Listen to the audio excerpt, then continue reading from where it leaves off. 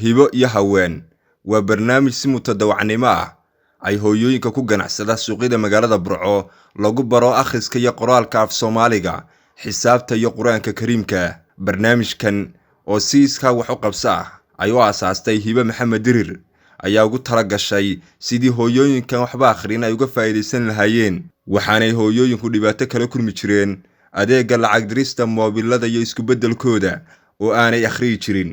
in ka badan 70 haween ah oo muddo ka faa'iideysanay barnaamijkani ayaa xali loo soo gabagabeeyay iyadoo ay goobjoog ka ahayeen wasaaradda waxbarashada, haweenkii qaatay casharadani iyo marti sharaf kale. ugu horreyn baalkaasi waxaa ka hadashay Hibo Maxamed Dirir iyadoo ka warantay maraaxilkii ay u soo martay sidii ay hooyooyinkani si mutadawacnimo ah ay u bari jirtay akhriska iyo qoraalka af Soomaaliga. 2021 ayaan bilaabay barnaamijkan waxaana ka hirgeliyay magaalada Hargeysa, taas oo aan ugu talagalay hooyooyinka inay ka baxaan dhibaatada ka haysata akhriska iyo qoraalka oo maalin kasta waxaad arkaysaa hooyo lacagteedii iyo hantideediiba si fudud loogala dhacayo.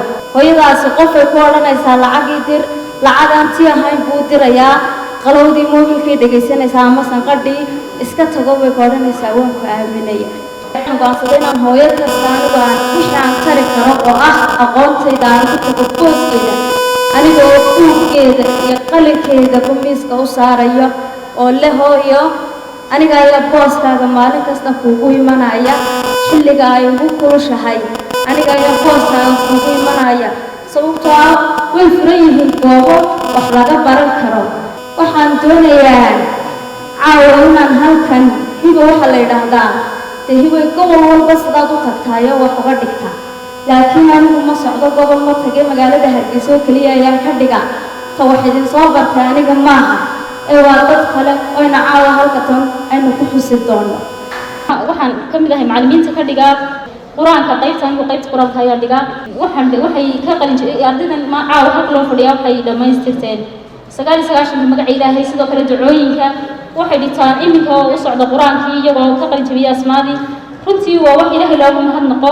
geesta kale qaar ka mid ah hooyooyinkii ka faa'iideystay barnaamijkani ayaa ka hadlay dareenkooda iyagoo u mahadnaqay Hibo Maxamed Dirir iyo macallimiintii wax soo bartay. sidoo kale waxaa halkaasi ka hadlay Cali Ismaaciil Cali Somtel, mas'uuliyiin ka socday wasaaradda waxbarashada, iyagoo bogaadiyay barnaamijkaas sida mutadawacnimada uga shaqeynaysay Hibo Maxamed Dirir.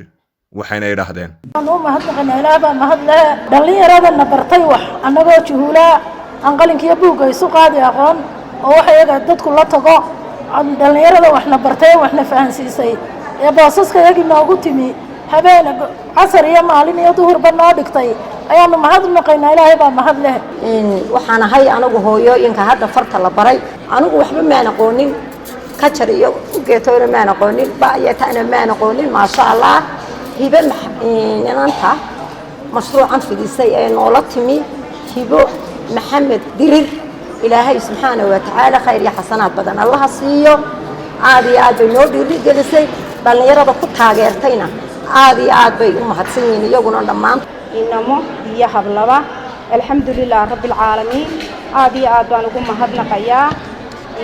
waxa weeye annagoo aan waxba aqoon jahligii naga saaray waxna baray in badan waxna barayay, horta aad iyo aad baan ugu mahadnaqayaa.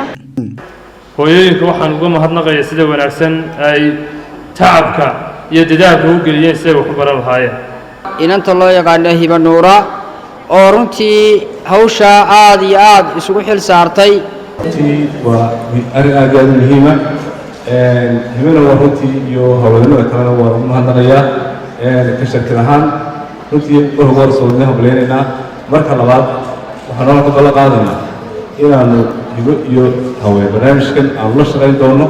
waxaynu leenahay haweenka iyo hooyooyinka ka qalin jabiyay Hibo iyo haween waxaan leenahay hambaliyo.